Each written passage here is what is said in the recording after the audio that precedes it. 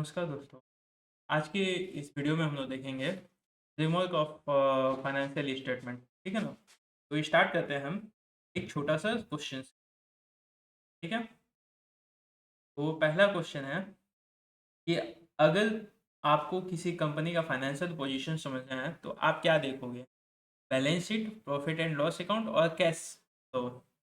लेकिन ये सब बनाते कैसे हैं? किस बेस पे डिसाइड होता है कि क्या इंक्लूड होगा और क्या नहीं?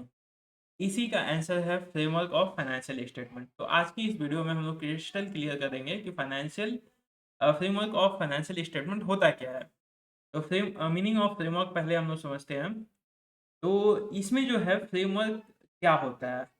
तो फ्रेमवर्क एक गाइडलाइन बेस्ड स्ट्रक्चर है जो बताता है कि फाइनेंशियल स्टेटमेंट को कैसे बनाएंगे। ये एक रूल नहीं है जैसे कि अकाउंटिंग स्टैंडर्ड के जो एक रूल है। और ये एक कंसेप्चुअल बेस होता है। मतलब फ्रेमवर्क जो है वो कॉन्सेप्चुअल बेस होता है। ठीक है ना। तो फ्रेमवर्क को कैसे हम लोग याद रखेंगे? फ्रेमवर्क जो है वो फाउंडेशन ऑफ अकाउंटिंग है। जैसे घर बनाने से पहले फाउंडेशन होता है, वैसे ही अकाउंटिंग में भी फ्रेमवर्क होता है। ठीक है ना। तो फिर अपने आते हैं next, purpose and importance of framework. ठीक है ना। तो फ्रेमवर्क क्यों जरूरी है इसको हम लोग समझते हैं। जैसे अकाउंटिंग स्टैंडर्ड बनाने में इसको हेल्प लगता है। फिर उसके बाद से अकाउंटिंग को गाइडलाइंस देता है फ्रेमवर्क।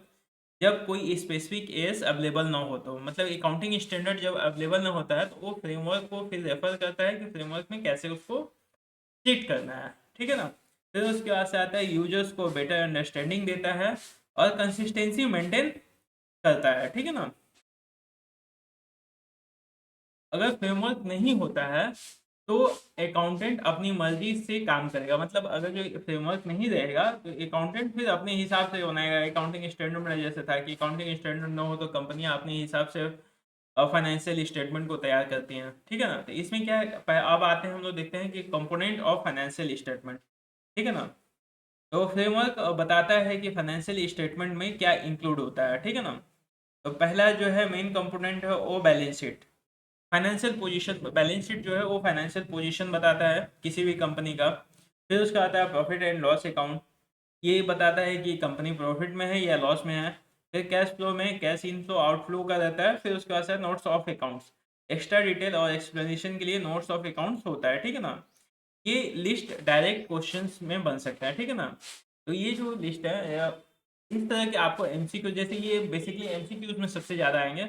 तो अगर जो आपको एमसीक्यूज वगैरह सॉल्व करनी है तो हम लोग क्या है एक पूरा सेट बनाया है 1500 एमसीक्यूज का, जिसमें ये चैप्टर वाइज अपने एमसीक्यूज दिए हुए हैं। अगर जो ये आप सॉल्व कर लेते हैं तो आपका 100% कॉन्सेप्ट क्लियर हो जाएगा। ठीक है ना। तो इसको आपको ये क्वेश्चंस के लिए आपको हमारे वेबसाइट पे विजिट करना पड़ेगा arunSharmaClasses.com में। ठीक है ना।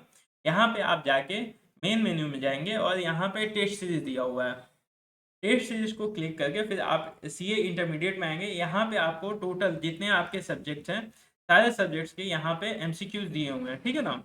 आप इसको सॉल्व कर लेते हैं तो आपको एक कॉन्सेप्ट क्लियर हो जाएगा और ऊपर से क्या है ये टोटली एग्जाम बेस्ड क्वेश्चंस यहाँ पे दिए हुए हैं और कॉन्सेप्ट क्लैरिटी के लिए।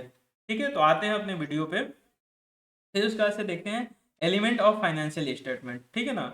इसमें जो सबसे मेन मेन एलिमेंट होते हैं वो होते हैं जैसे एसेट्स हो गया, लाइबिलिटीज हो गई, इक्विटी हो गई, इनकम हो गया, एक्सपेंस हो गया।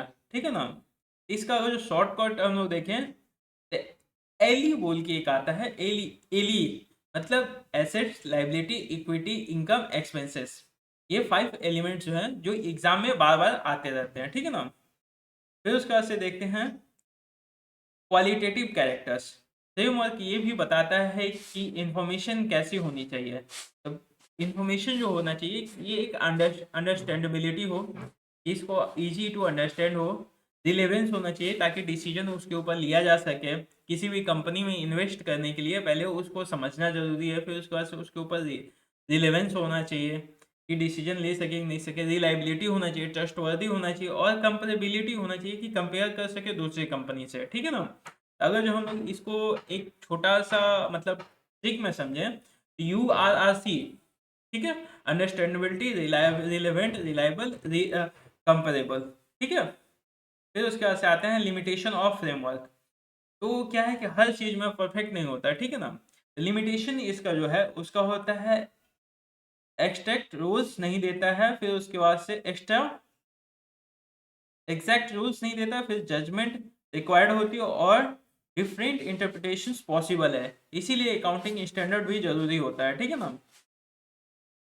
फिर उसके बाद से आज हम लोग देखते हैं कि आज हम लोग क्या क्या सीखे हैं इस वीडियो से। तो हम लोग देखे हैं कि फ्रेमवर्क क्या होता है, इम्पोर्टेंस क्या है, फिर उसके बाद से कंपोनेंट्स ऑफ फाइनेंशियल स्टेटमेंट है, एलिमेंट्स क्या है, फिर उसके बाद से क्वालिटेटिव कैरेक्टरिस्टिक्स क्या है। ये टॉपिक्स बेस है पूरे अकाउंटिंग के लिए, ठीक है। अगर इस वीडियो आपको हेल्पफुल लगा, आप इस वीडियो को लाइक करें, सब्सक्राइब करें और शेयर करें और कमेंट में लिखें फ्रेमवर्क क्लियर है सर। मिलते हैं नेक्स्ट वीडियो में। अच्छा, ये आपको नोट्स अगर जो चाहिए तो ये हमारे व्हाट्सएप चैनल पे अवेलेबल है। ये आपको इजीली वहाँ से, इस चैनल को सब्सक्राइब कीजिए, ये नोट्स आपको इजीली वहाँ पे मिल जाएंगे, ठीक है। Thank you for watching our videos.